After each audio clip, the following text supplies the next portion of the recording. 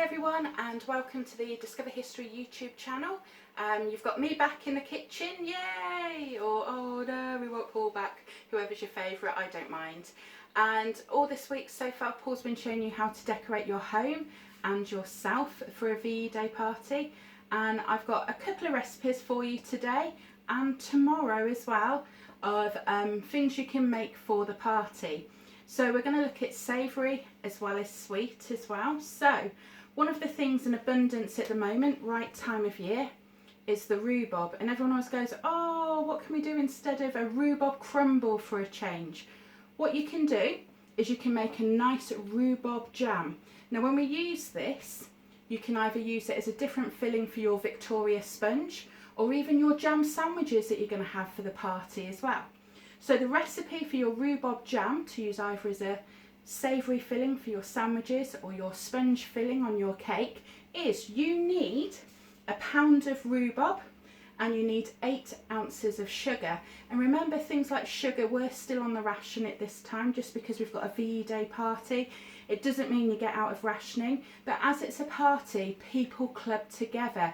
They prepared their menu in different ways, so rationing and what they had in terms of ingredients was swapped around, shared around, or you said, do you know what, I'll make the sponge, you make the jam. It's as easy as that. So for the rhubarb one, again, you need a pound of rhubarb and 8 ounces of sugar. Now you just need the stem of the rhubarb, don't take the leaves, they're poisonous. And what you need to do is cut this down into small chunks, and then you take your sugar, pour it on the rhubarb, mix it in, and leave it for 24 hours. Take it the next day, don't add water, but leave it in the pan and just boil it gently for 15 minutes. And then what you get is this. Okay, can we see that quite well there? So you've got your rhubarb jam, and if you're lucky enough to have lemon, you can grate some rind into it. Or if you've got some ginger as a spice, you can add ginger to it as well, and that's exactly what we've done here. You can then take your knife if you want to, and we can make the rhubarb sandwiches that we said. So you can spread it onto your bread, and we've got our bread here. I won't do that because, quite frankly, none of us in this house like jam sandwiches, but I'm going to use it for a filling for a cake instead. And then once you've done that, you can take your flag, your jam sandwich on the back, and stick it in your sandwich so people at your party know exactly what they're eating. But you don't have to have just jam sandwiches. Remember, you can have ham or even spam as well as your savoury filling there. The other things you can do, which don't sound that interesting but they were around at the time, is you can make your lollipops for your children at the party. It's a party after all. Now you're probably looking at me going, well, hang on a minute, does that look like a carrot on a stick?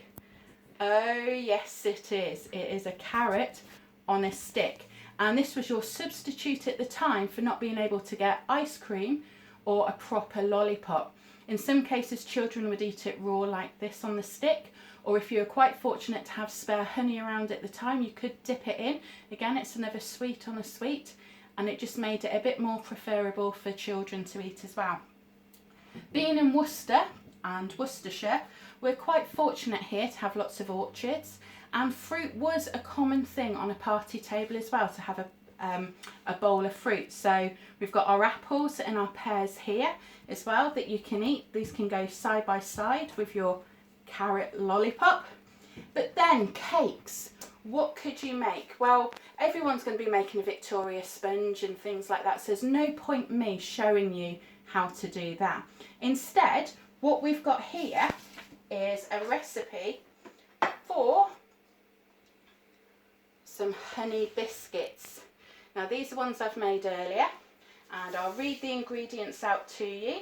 So to make these, you need 2.5 ounces of margarine, you need 1 ounce of sugar, you need 2 tablespoons of honey, you need 6 ounces of self-raising flour, and a teaspoon of cinnamon, as well as a pinch of salt. So I've got some of the ingredients at the back here that we used. Now take your bowl, but remember, before you absolutely do anything, and I should always remember to tell you, although I shouldn't really, because it's something we're doing all the time. Wash your hands before we cook anything. Wash your hands. But it's a big thing at the moment that we should be doing anyway, so I'm sure you're all very sensible. So cream your margarine and sugar in a bowl, and then you add your honey. Work in the flour slowly with the cinnamon and salt, and then what you need to do is take it out the bowl when it's quite a stiff mixture, roll it out, and then into about 1/4 inch thick pieces. Take a cutter, and what I've kind of used like a floury shaped one there as well, and cut them out. Now with your ingredients, depending how sort of thick or thinly you roll it out, you should be able to get between 30 to 50 biscuits. Now this is just a small selection of we've got here as well. And you want to bake moderately in a hot oven. So I'd probably say about 200, 210 maybe. And it's only a short time in the oven, 10 to 15 minutes. So do keep an eye on them when they're in there. And then hey presto, you've got these. And if you want to, you can decorate them again. You can put colours on them with icing if you want. Red, white and blue. You can write VE Day, you can write the date on them. I've been pretty boring and kept them plain. After all, you know, we're running out of ingredients as we're making more than we can with what was available on the ration then. And then finally, another of the recipes we've got here is rock cakes. Now these have sort of come more like pancakes, you could say, than rock cakes rather than the big ones, but that doesn't matter at all. To me anyway, with them being like this, they go a lot further. I'm sure they're going to look a bit more filling to people. So the ingredients of this one is 1/2 pound of self-raising flour, 3 ounces of margarine, 3 ounces of sugar, a teaspoon of vanilla essence, a pinch of salt. You then need a 1/4 pint of milk mixed with water. So it's up to you how you work that out and how much you've got left. 4 ounces of dried fruit and 1/2 teaspoon of mixed spice. Now the fruit at the time, the dried fruit, was available, you can say. Most of it came across from America in tins, and you could use your tin rationing to get your dried fruit at this point. So how do we make them? Well, you take your bowl again after washing your hands, mix in the flour and salt, and then you're going to rub it in the margarine gently. Then you need to add your sugar, your mixed spice and your fruit, add the vanilla essence, and then mix that together before slowly, and I mean slowly, add in your milk and water mixture. You're going to add this slowly because what you want is a stiff consistency. Take your baking tray, and then you're going to put small heaps on the baking tray. And you can see when you put a small heap on, it doesn't come out as a small heap when you've got it out the oven. So place in a hot oven again, I'd probably say about 200, 210 maybe. And again, it's baked in there for 10 to 15 minutes. So keep an eye on them as well. And hey presto, we have rock cakes. And with this, again, you can turn them around. You can add your rhubarb and ginger jam if you've got any left from your cakes or your sandwiches to add a bit of extra flavour. Maybe a little bit of butter as a spread. It's entirely up to you what you do with them as well. And then with these recipes, you may have noticed there's one ingredient I've not mentioned, which was around at the time, and sometimes you use it in cakes as well. Oh, I wonder what it could be. Egg. None of those have got eggs in.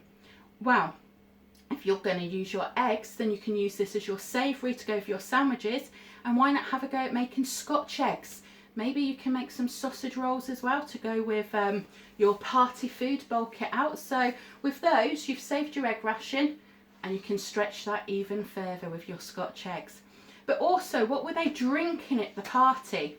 Well, for those old enough, Churchill is said to have kept a big supply of beer behind for everyone to enjoy, so it never ran out. So I hope that was the case. I've not heard of anyone say they did run out of beer at that time. But if you're not of a beer drinker, maybe you could have that good old cup of tea that we enjoy. You keep calm and carry on, and if in doubt, brew up. Or maybe you could take advantage again of what's on your doorstep, make an elderflower cordial to enjoy. Who knows? The choice is yours. But on that note, we shall see you tomorrow with a cake, an interesting cake to make. I'll save the surprise for then. But hope you've enjoyed making your decorations. Do please share your photographs with us. We are hoping to do a collage, and we have received a few already. If you're going to have a go at the recipes, share your photos, okay? These went a little bit flat, but that doesn't matter. They're still edible after all, and we don't waste anything, do we? So on that note, enjoy getting ready for your party, and we'll see you for the occasion tomorrow. Take care. See you soon. Stay safe. Remember to subscribe and follow. Lots of love. Bye.